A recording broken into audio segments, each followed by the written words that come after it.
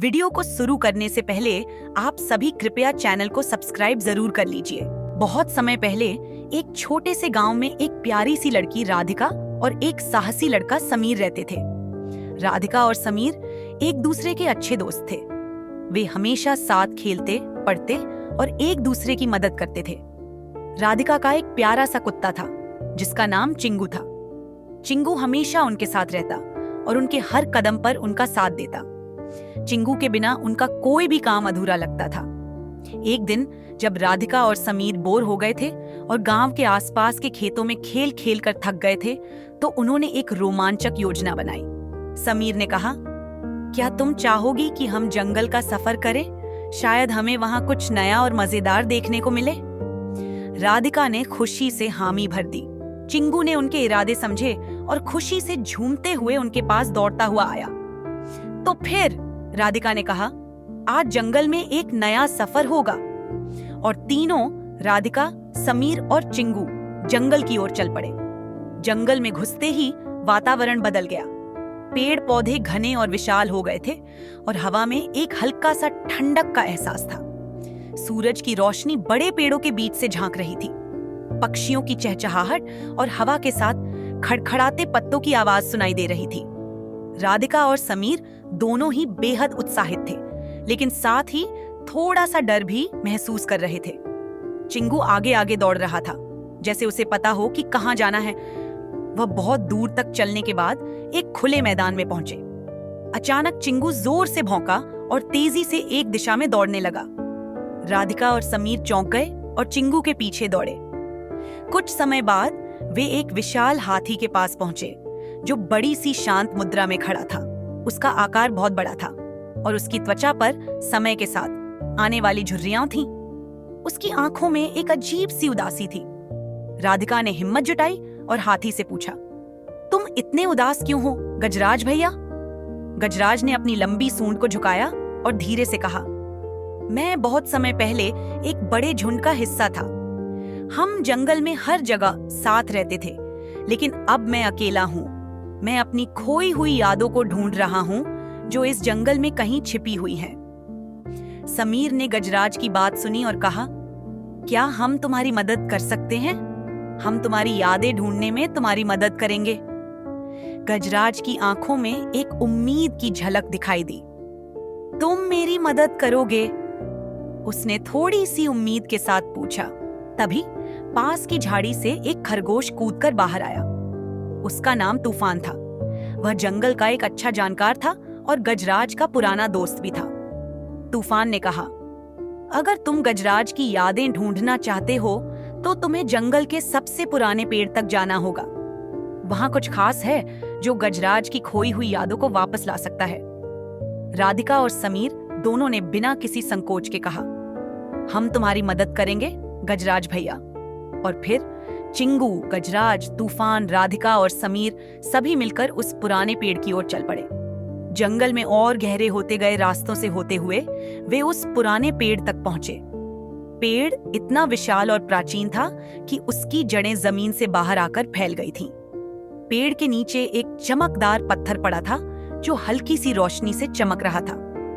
गजराज ने अपनी लंबी सूंड से पत्थर को उठाया और जैसे ही उसने उसे अपने पास लिया, उस पत्थर में एक अद्भुत चमक फैलने लगी। गजराज की आंखों में चमक आ गई और उसने खुशी से कहा, यह वही पत्थर है, यही वह चीज है जो मेरी खोई हुई यादों को वापस ला सकती है। जैसे ही गजराज ने वह पत्थर अपने पास लिया, उसकी आंखों में पुरानी यादें ताजगी से लौट आईं। वह फिर से अपने पुराने झुंड के साथ जंगल में खेलता हुआ महसूस करने लगा। वह पूरी तरह से खुश हो गया, जैसे किसी ने उसकी उदासी को हटा दिया हो। गजराज ने राधिका, समीर, चिंगू और तूफान का आभार व्यक्त किया। उसने कहा, तुम्हारी मदद से मुझे अपनी खोई हुई यादें मिल गई। अब मुझे अकेलापन महसूस नहीं होता। तुम्हारी दोस्ती और मदद ने मुझे सिखाया कि सबसे बड़ी ताकत प्यार और दोस्ती में होती है। तुम सभी के कारण मैं फिर से खुशी महसूस कर रहा हूँ। राधिका और समीर ने गजराज की मदद करके बहुत अच्छा महसूस किया। समीर ने कहा, हम सब एक दूसरे की मदद करने के लिए हैं। यही सच्ची दोस्ती है। वे सब वापस गांव लौट आए। चिंगू खुशी से उनके साथ दौड़ते हुए वापस घर पहुंच गया। राधिका और समीर ने सीखा कि जब हम किसी की मदद करते हैं तो हमारी अपनी खुशियां भी बढ़ जाती हैं, और सच्ची दोस्ती वह है जो एक दूसरे के लिए कठिन समय में साथ हो। इस अद्भुत सफर ने राधिका और समीर को यह भी सिखाया कि जंगल की तरह जीवन में भी बहुत कुछ छिपा होता है, लेकिन अगर हम एक दूसरे का हाथ पकड़ें और मदद करें तो हम जीवन के हर मोड़ को आसान बना सकते हैं। वीडियो को पूरा देखने के लिए शुक्रिया। आप सभी कृपया चैनल को सब्सक्राइब जरूर कर लीजिए। धन्यवाद। वीडियो को शुरू करने से पहले आप सभी कृपया चैनल को सब्सक्राइब जरूर कर लीजिए। एक गांव का नाम था शिवपुरी, और यहाँ की जिंदगी इतनी सादी और शांत थी कि हर दिन एक जैसे ही गुजरते थे। शिवपुरी गांव के किनारे एक छोटा सा सरकारी स्कूल था। स्कूल के पास एक बहुत पुराना पेड़ था जिसके नीचे बच्चों का जमावड़ा हमेशा रहता था। वहां पर सूरज और मुस्कान नाम के दो बच्चे पढ़ते थे। सूरज तो थोड़ा शर्मीला था, लेकिन मुस्कान हमेशा चहकते हुए रहती थी। दोनों के बीच एक अजीब सी दोस्ती थी। सूरज अक्सर मुस्कान के साथ खेलता, पढ़ाई करता और उसे अपनी समस्याएं बताता। सूरज का घर गांव के बाहरी हिस्से में था। उसके घर को पहुंचने के लिए गांव के बीचों बीच से होकर गुजरना पड़ता था। हर दिन सूरज की माँ उसे सुबह जल्दी उठाकर चाय देती और फिर उसे हाथ में टिफिन देकर गांव के चौराहे पर बने बस स्टॉप तक छोड़ने जाती। सूरज को स्कूल जाने के लिए बस पकड़नी पड़ती थी। वहीं मुस्कान का घर स्कूल के पास ही था।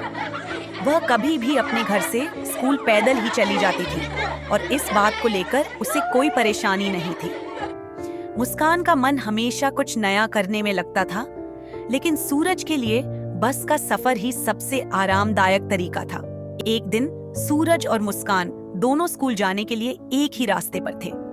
सूरज ने मुस्कान से बात की, तुम तो हमेशा पैदल ही जाती हो, क्या तुम्हें बस में बैठने का मन नहीं करता?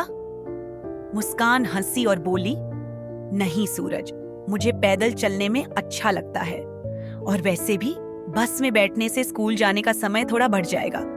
मुझे तो स्कूल जल्दी पहुंचने में मजा आता है। सूरज मुस्कान की बातों को ध्यान से सुनता रहा। उसे थोड़ा समझ में आया कि मुस्कान का हर चीज में मजा ढूंढने का तरीका कितना अलग था, लेकिन सूरज को कभी-कभी ऐसा लगता था कि अगर वह पैदल चलता तो रास्ते में उसे थकान महसूस होती, इसलिए वह बस का ही सहारा लेता था। वो दिन कुछ खास था। सूरज को आज पहली बार लगा कि बस पूरी तरह समय पर आई है। सूरज ने मुस्कान से कहा, आज तो बस बिल्कुल समय पर आई है। मुझे लगा था कि बस देर से आएगी, लेकिन नहीं, आज तो वो समय से आ गई। अब मुझे स्कूल जाने में जल्दी हो जाएगी। मुस्कान हंसी और बोली, अगर तुम रोज बस से ही जाओ तो बहुत मजा आएगा, लेकिन ध्यान रखना कि कभी कभी बस में देर भी हो सकती है। और अगर ऐसा हुआ तो तुम क्या करोगे? सूरज ने मुस्कान की बातों पर ध्यान दिया। वह सोचने लगा, क्या सचमुच बस में बैठना चाहिए? लेकिन फिर उसे यह भी याद आया कि कभी कभी पैदल चलने का अपना एक अलग ही अनुभव होता है। वह मुस्कान की तरह पैदल चलने की कोशिश कर सकता था।